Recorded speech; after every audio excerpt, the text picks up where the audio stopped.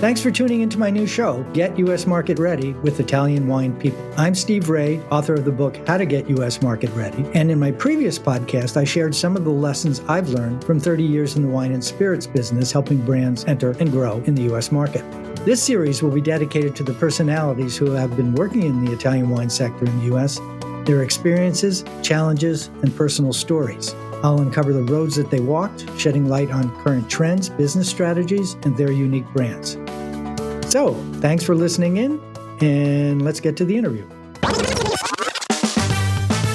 Before the show, here's the shout out to our new sponsor, Ferro Wine. Ferro Wine has been the largest wine shop in Italy since 1920. They have generously supplied us with our new t-shirt. Would you like one? Just donate €50 and it's all yours. Plus, we'll throw in our new book, Jumbo Shrimp Guide to International Grape Varieties in Italy. For more info, go to italianwinepodcast.com and click donate, or check out Italian Wine Podcast on Instagram. Hi, and welcome to this week's edition of Get U.S. Market Ready with Italian Wine People. I'm Steve Raye, the host, and I'd like to introduce you to a good friend of mine, Deborah Parker Wong. And it's hard to categorize who Deb is and what she does, which is really what we're going to be talking about in this. Deb, welcome to the show. And why don't you give us a brief outline of how you got here? Thanks for the warm welcome, Steve. I'm honored to be called a friend. Thank you. My journey, oh my goodness, my journey has been motivated by curiosity, largely. I intentionally chose the wine business as my third career. And so that was very intentional. I didn't end up here by serendipity. But I came to wine through food, Steve. I put myself through junior college, that would be your associate's degree, working as a chef in residence. I was essentially Julia and Julia before Julia and Julia. I worked on a working avocado and citrus ranch. I grew an organic garden. I raised beef for meals at the ranch. I basically really immersed in farm to table well before farm to table. This is going way back. So you were country before country was cool. Well, I would say that, Santa Barbara was a sleepy hamlet when I was there, but lots of history in Santa Barbara. But this is a very beautiful place on the Central Coast. So, just an hour and a half north of LA and just a few hours south of San Francisco. So, it wasn't exactly the sticks. There were important visitors to the ranch, and I discovered my passion for cooking and for the whole farm to table thing. So when I came to San Francisco to finish my education, at that time at San Francisco State University, the first place, of course, I headed was Chez Panisse, because that was, of course, the ground zero for farm to table here in Northern California. So I definitely food and regional cuisine had definitely influenced my journey to wine.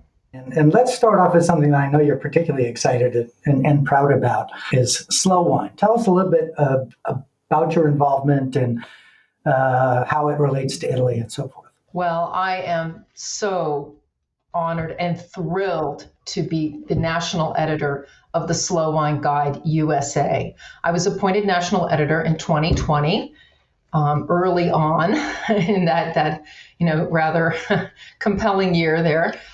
We managed to produce a print edition of the 2021 Slow Wine Guide. Of course, we worked on the guide in 2020, and so I called it my pandemic miracle. But this is the fifth year. We're now, right at this moment, we're working on the 2022 guide as we speak.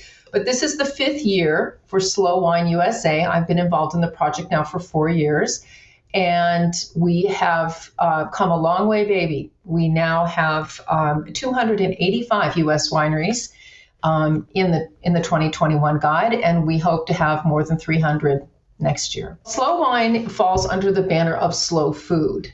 And slow food, many of your listeners may well know, was started by Carlo Petrini in 1986 in response to the incursion of industrial food into Italy, specifically in response to McDonald's wanting to open a franchise on the Spanish Steps in Rome. And there was this very visceral reaction to that.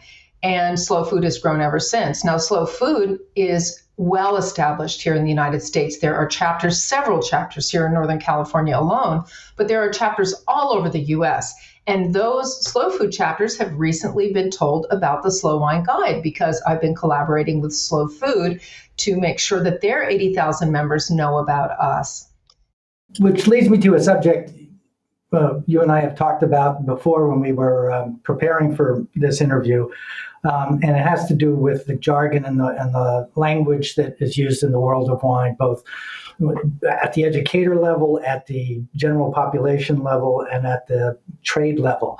And a lot of discussion about what are the right words and so forth. And I know we'll get into this later, but you're a judge and do a whole bunch of other things. So vocabulary is really important. Then we get Cameron Diaz coming out with clean wine, and the whole wine trade kind of went blah, blah, blah, blah, blah, blah. That no, she can't do that. There's no such thing. Yada, yada. What's your point of view on that whole concept of clean wine? Well, this is a loaded topic. Absolutely, she her adoption of that particular word, that adjective, hit an emotional button that caused an uproar. A tempest in a tea kettle. I don't know, here in the wine industry itself, but the whole idea of the hypothesis of linguistic relativity, that words do shape our experience, and putting words to wine really do form our deepest feelings about wine. It's really very important. There's a whole philosophy. There's a whole philosophy behind how relevant the words we use are. And for myself, as a wine educator, clean simply means wine that doesn't have any flaws or faults.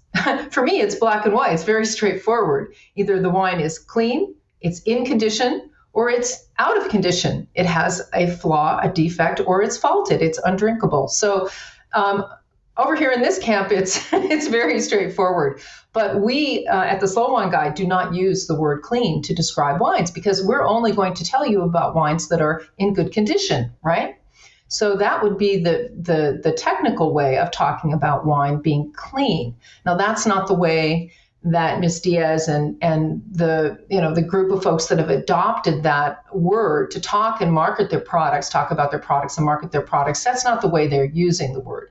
And so for me, it just becomes another adjective that has and can lend confusion to what they're talking about.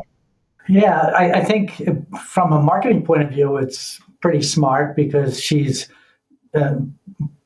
positioning everything else as unclean wine, kind of by default. And that's not the case. And what does she mean by that in terms of everything from, we've all heard the discussion about sulfites in wine and all the other additives and use of isinglass and what's organic and what's not. We'll get into that in a minute. But so that's kind of the popular issue that I think is the trade is reacting to.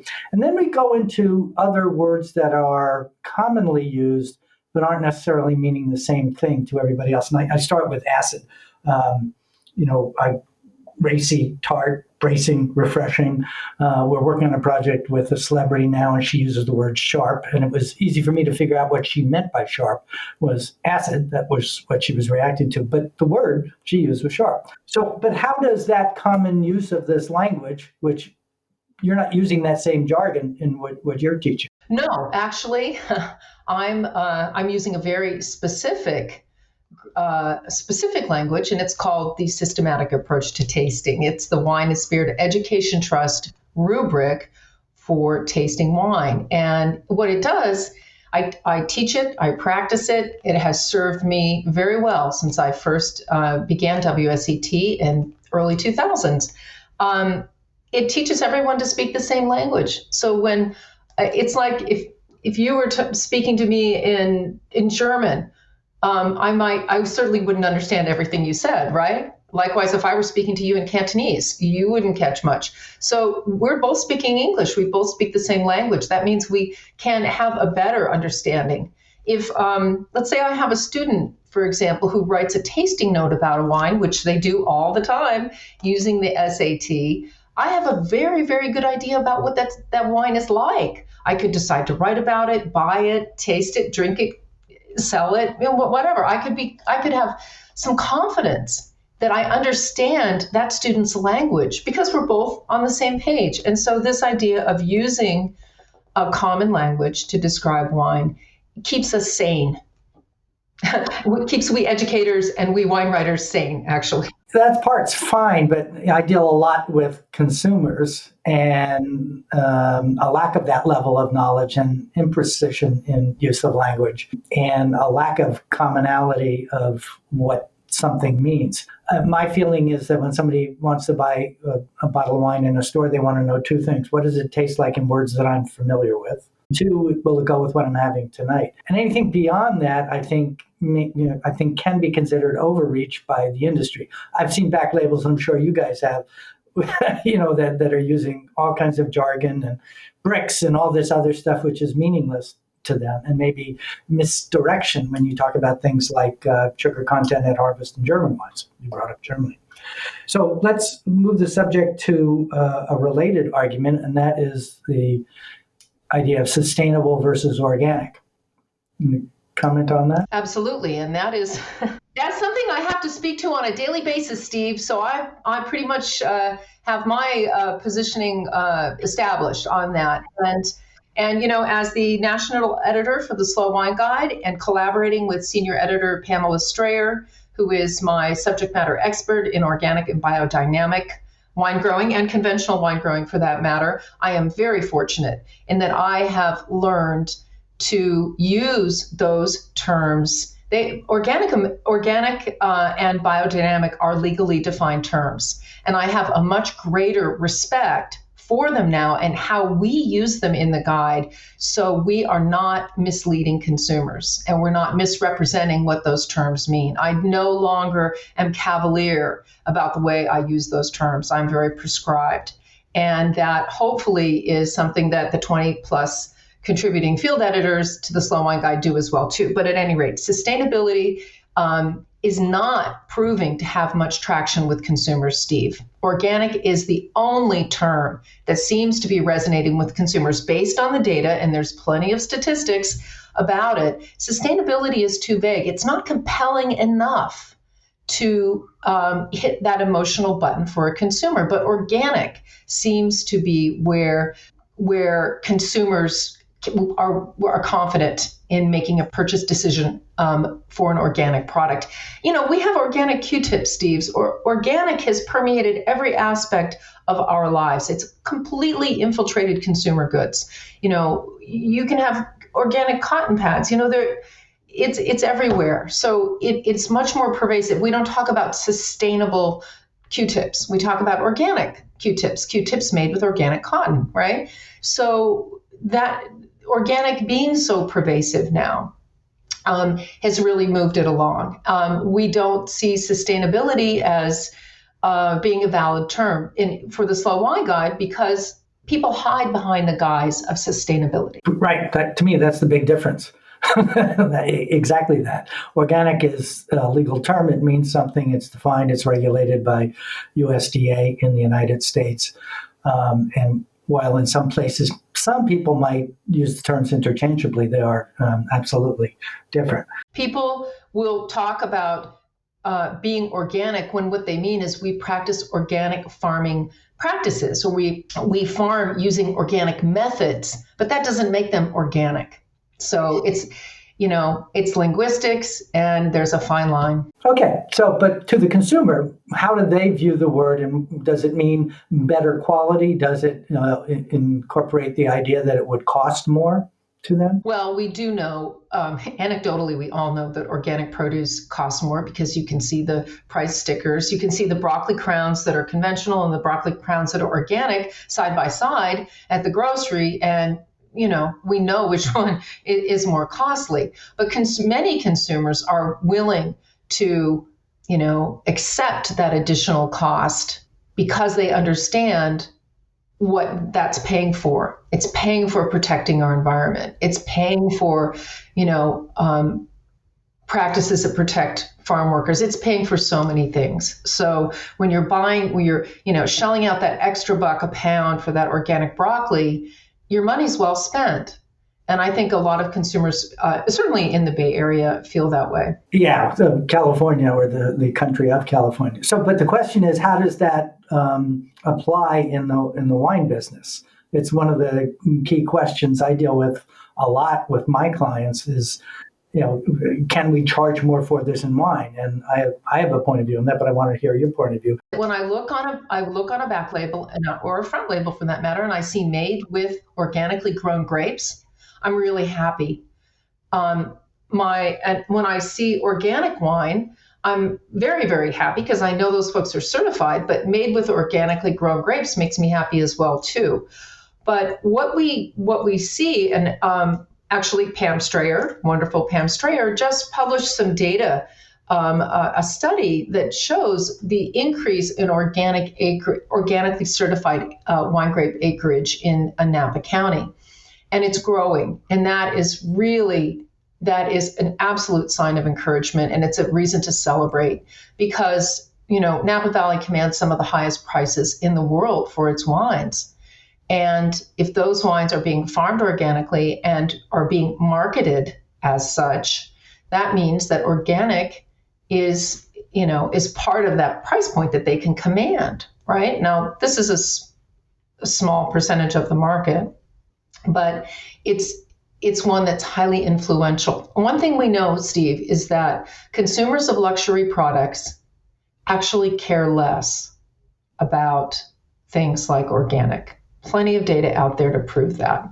And I scratch my head. I really would love to know the psychology behind that. But if Napa Valley is increasing its organic acreage and using that to market their wines to the consumers of luxury wine, for the most part, ultra premium or luxury wines, then that's an indication that it's starting to resonate with them. So maybe that's a very small case study, but it could be a tipping point for me. Let's relate that back to Italy.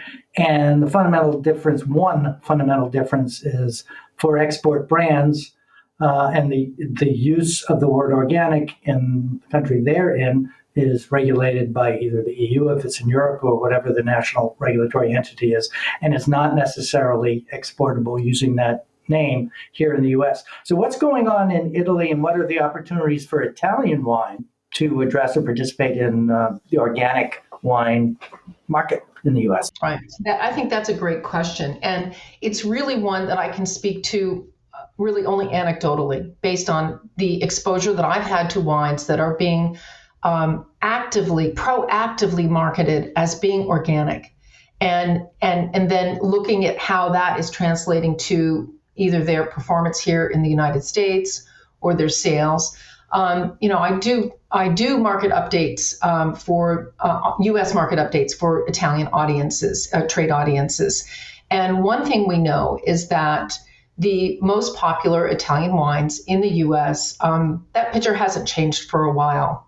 It's Brunello and Chianti and Barolo, and then it's Amarone, and going on down the line. The white wines are a little farther down the line. But if you're looking at the largest percentage of Italian wines, you've got those that are the most popular, you need to then look at, okay, what's happening with organic sustainability, organic initiatives in those regions for those wines, because those are the wines that are the most popular here in the U.S. So I can certainly, for Valpolicella, I can certainly talk about a program they have, the 3 R's, and understand that they are gaining more traction for that. More of their producers are signing up. I mean, probably for me, the flagship producer of organic wine in Valpolicella would be the producer of Morar, Valentina Kubi.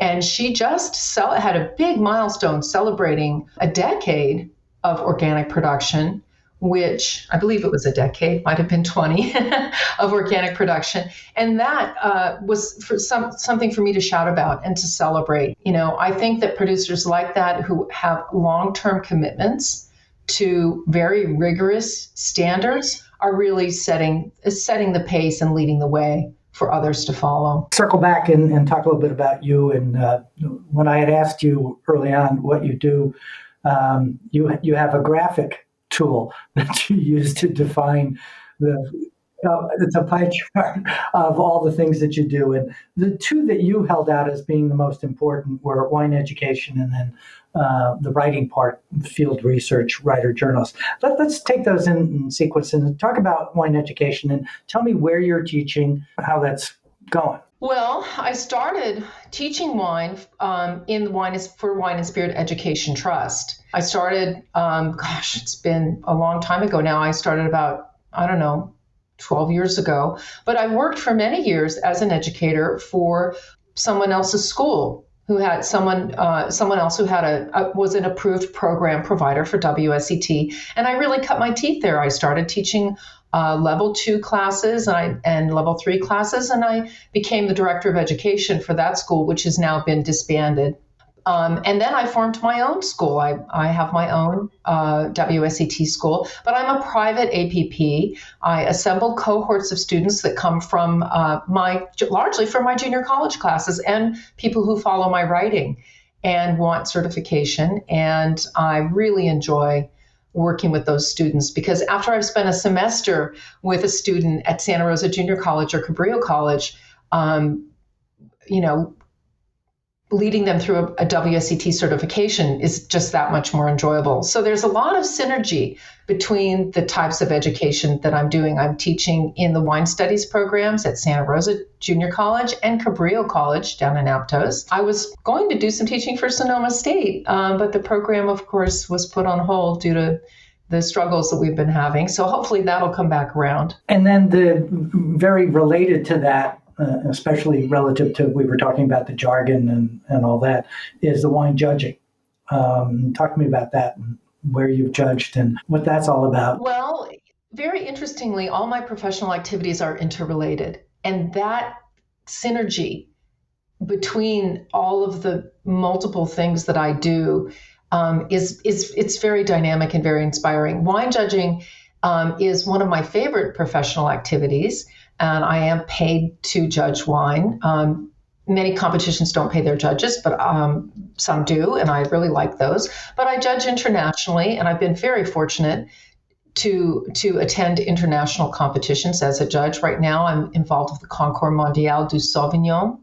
I'm on their editorial board, and I also judge the competition and in the Concours competitions. But I've judged in Portugal, in Puglia, in Italy, all over the world. And of course, I judge here in the U.S. whenever I can. I judge the Finger Lakes International, the Virginia Governor's Cup. I've judged here, of course, in Northern California when the smaller AVAs have their competitions. I always want to get out there and participate in those.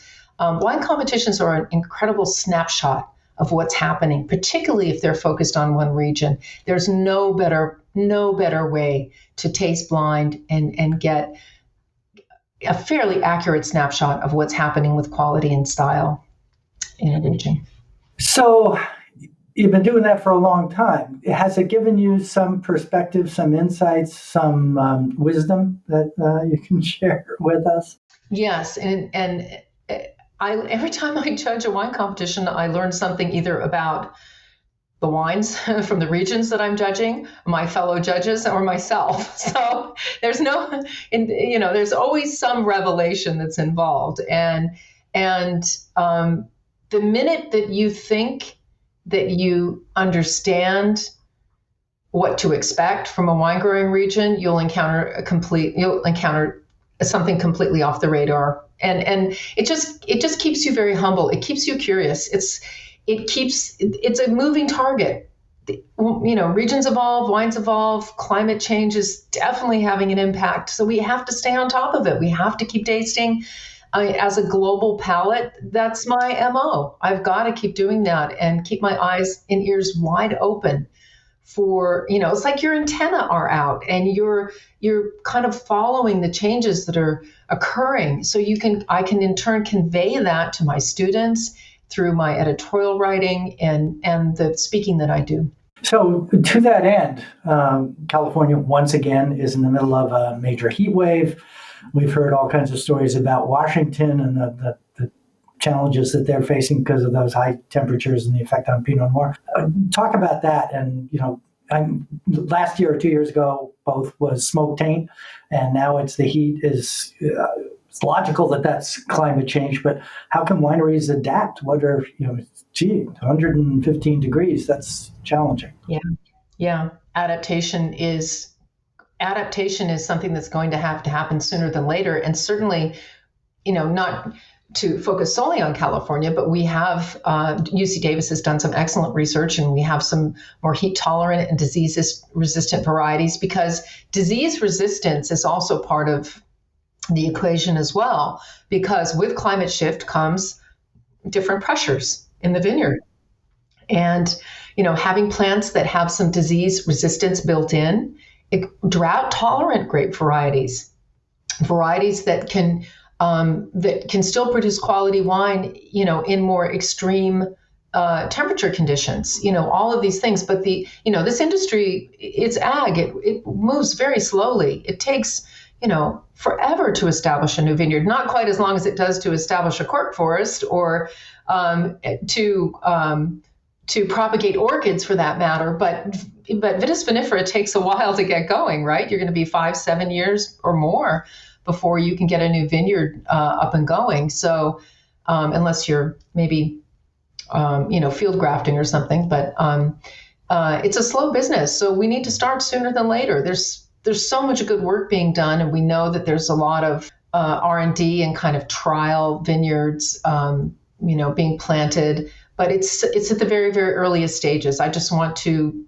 encourage the folks that are doing that work, and hopefully will speed the adoption, of grape varieties before it's too late or before. Yeah, well, I'm having some very pricey English fizz tonight with dinner. And who would have ever thought that was going to be a thing 10 years ago? Yes, I know. Well, it makes me think about our dearly departed Stephen Spurrier. Did you know him? Yes, I judged with him. He was my page mate at Somm Journal for more than a decade. Yeah. Okay, well, let's jump over there, because the other thing you do is writing, and you don't define yourself as a journalist, but a field researcher, a writer. Who do you write for, and tell us about that side of your business? Well, I began writing about wine when the tasting panel was in its first iteration as Patterson's Beverage Journal, and I contributed a few articles. It's 2004, I think, was my debut. And I've been collaborating and working with Meredith May, who owns both Tasting Panel and Somm Journal, ever since. And it's been a wonderful experience. I don't think I would be a journalist if it weren't for Meredith May and for my longtime editor, David Gadd, who was my editor for the first 10 years of my writing career. Cool. For the people who are listening who aren't familiar with it, Tasting Panel was kind of, because of its evolution from Patterson, a West Coast oriented thing. It's less so now, but very focused on new products. And Somm Journal was something that Meredith, who's going to be a guest in the coming weeks, took over that publication and has really brought a level of professionalism to the sommelier community. And who knows what's going to happen post-COVID. We'll be talking with her about that. But explain to me what you mean by field research. Well, field research, Steve, means getting out in the vineyard, getting out into the winery. That's where the rubber meets the road. That's where your initial impressions take place. I mean, that, as an experiential learner, which is my learning style, it's absolutely essential for me to be in the field. Now, when wine writers are invited to go and do field research, they're often invited on what's called a press trip. But a press trip is really nothing more than field research with some lovely hospitality attached. And as a technical writer and as a serious academic, field research is part and parcel of absolutely everything that I do. Okay, so where does Italian wine fit into all this? So, in terms of field research, you're in America, you're in California, there's a lot of wine grown out there, but none of us have been able to get on a plane for the last year and a half. Well, I wouldn't let the last year and a half define the amount of field research that I've been able to do in Italy, courtesy of the producer groups and the consortios in Italy who want to educate educators and journalists who write about wine. I'm very grateful for the opportunities that I've had to conduct field research, and I use that field research constantly, Steve. As much as the world of wine is a moving target, there are many things that are evergreen, and those things continue to inspire me, and I continue to share my photos. I spent a lot of time taking photos, technical photos of vineyard architecture, of terroirs, and that archive has been indispensable in my teaching. It enriches my teaching to the point that students are they're wowed. Their discussion assignments are filled with, dreams and fantasies about traveling. Yeah, well, I mean, that's a big part of why I'm in the business too. Although, as I said, I haven't been anywhere for a year and a half. Yeah, it's okay. Just a year. It's like a little hiatus, a little sabbatical now. And the older I get, the less of a percentage a year makes. Anyway, let's kind of bring this in. If people want to get in touch with you, what's the best way that they can reach you? Oh, I'm very findable. I'm very accessible. The quickest way to reach me is to send me an email. It's simply my name, Deborah Parker Wong @gmail.com. But a quick internet search, you'll find me in a heartbeat. So on social media, what handle is it? Yeah, absolutely. If you want to see me on Instagram, I'm Deborah Parker Wong. Facebook, I'm also Deborah Parker Wong. So pretty consistent. That's great. Yeah, at Twitter, I'm @Parker Wong, and and LinkedIn and YouTube and everywhere else. So the name is the game. So one of the things that I like to do is to end interviews with a big takeaway. We talked about this. So give some thought to some of the things we just talked about and had talked about in our preparatory conversation. What's a big takeaway that you can share with the people who are listening to this now? I think my biggest hindsight, or my biggest insight, you want to call it that, into my current work in the wine industry is that, I didn't really fit into a pigeonhole anywhere in the business. And so I made I created my own job description. And I tell people it's kind of the definition of the gig economy, but again, that's a bit cavalier because I've deeply invested in all my professional activities. But I am a multitasker. I have about 5 core professional activities that I pursue at all times. I'm always teaching. There's rarely a time when I am not teaching something. And I'm always writing. And then the other activities, the judging, the consulting, speaking, whatever, occur less frequently, but they are constant year round. So the idea is I found a way to pursue my passion in the wine industry because I can multitask. I can keep all those balls in the air. And that's not something that's a good fit for everyone. I think it lends itself to this industry pretty well because it is a relatively small industry. You have to wear a number of different hats, whether you're working at a winery, whether you're a journalist, whether you're in the trade, a distributor, or a salesperson, an importer, whatever it happens to be. I know on my end, one of the things I always wanted to get to was to not be the guy who has to package up all the samples and send them out. And I just came back from a UPS run where I pack all the samples and all that. That's something you'll do. Hey, we are chief cook and bottle washer over here, boy. I have sent out 500 slow wine guides, and I am so happy to be taping those boxes up. I can't even begin to tell you. I send each guide out with a little kiss goodbye because I am just so gratified to see that people want to read something that I can claim as a lead author. So cool beans. Okay. Once again, Deb Parker Wong, thank you very much. Appreciate your time. It's always a pleasure, and wish you the best of luck. Thank you so much, Steve.